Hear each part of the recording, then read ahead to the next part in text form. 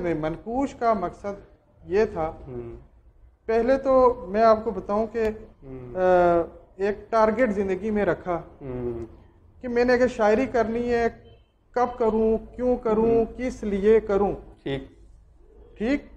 بعض شاعر شعراء اپنے والدین کا وقت، میاں بچوں کا وقت، بیوی کا وقت سب کاٹ کر وہ کہاں پہ لگاتے ہیں؟ شاعری.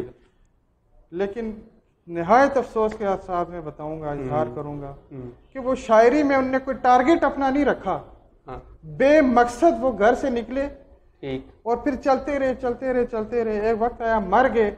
ان کے گھر والوں نے بھی ان کا نام دوبارہ نہیں لیا، نہ ادبی دنیا میں ان کا نام کوئی آج لے رہا ہے. اس طرح کا کوئی شخص آپ کے ذہن میں آج کل کی دنیا میں میں آپ کو بتاؤں، میرے پاس کتاب موجود ہے. اچھا، جو احباب، تو میرے حلقہ احباب میں بھی ایسے لوگ تھے جو دنیا سے چلے گئے، میں نام نہیں لوں گا. اگر کسی نے پوچھا آپ سے ریفرنس کے طور پہ، میں ملاقات کرنے کے لیے تیار ہوں. میرے پاس ایک کتاب بھی موجود ہے جس میں باقاعدہ جن لوگوں نے کتاب چھاپی ہے، شاعر کی وفات ہونے کے بعد انہوں نے اس چیز کا تذکرہ اس کے آغاز میں کیا ہے کہ ان کے گھر والوں سے ہم نے کلام مانگا، انہوں نے کلام نہیں دیا.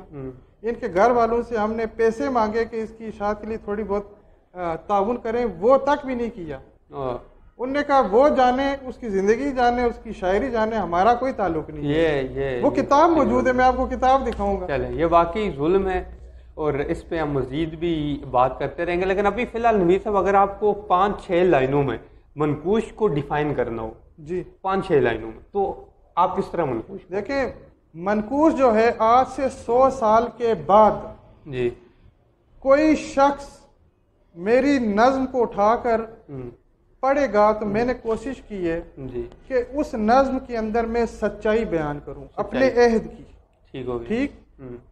جب وہ پڑھے تو اس کو یہ پتہ لگے کہ نوید ملک جس عہد میں تھا اور 2020 میں یہ نظم شائع ہوئی تھی، اس وقت کے حالات کیا تھے. میں آپ کو بتاؤں، سچائیاں چھپائی جا رہی ہیں، حقیقت کی طرف شعراء بہت کم آتے ہیں. لکھنے والے ایسے نہیں ہیں، آتے ہیں لیکن بہت کم آتے ہیں. پہلی بات تو یہ. ٹھیک. دوسری بات، میں نے منقوش کے اندر کوشش کی ہے ایسے فتنے لوگوں کے سامنے لانے کی کہ جو مستقبل میں نسل نو کو، ہمارے بچوں کو، جن سے بہت نقصان پہنچ سکتا ہے، مذہبی حوالے سے، تہذیبی حوالے سے، سیاسی حوالے سے، معاشی حوالے سے، ان تمام کا. اچھا، اور اس میں میں مولانا روم کا شعر ہے، دستے ہر نا اہل بیمارت کند، دستے ہر نا اہل بیمارت کند، سوئے مادر آ کے تیمارت کند. اب آپ اس کا تشریح یہ ہے کہ آپ ہر نااہل شخص کے پاس علاج کروانے جاؤ گے تو آپ کی بیماری میں مزید اضافہ ہوگا. ٹھیک ہوگا. اپنی ماں کے طرف لوٹ کر آؤ، اس کے پہلو میں آ جاؤ کہ تمہیں شفا ملے. ٹھیک ہے. تو ہم لوگ 21ویں صدی میں جہاں سفر کر کے پہنچے ہیں، ہم بالکل ایک تو روحانی طور پہ تباہ ہو چکے ہیں، اخلاقی گراوٹوں کا شکار ہو چکے ہیں. دوسرا، اگر دنیاوی سطح پر بھی دیکھیں کیا ترقی ہو رہی ہے.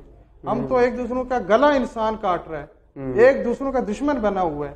تو کوشش کی ہے کہ واپس ان اقدار کی طرف لوٹ کے جائیں جو ہمارے پیارے نبی صلی اللہ علیہ وسلم نے جن کی طرف نشاندہی فرمائی. اچھا، یہ منقوش کے آخری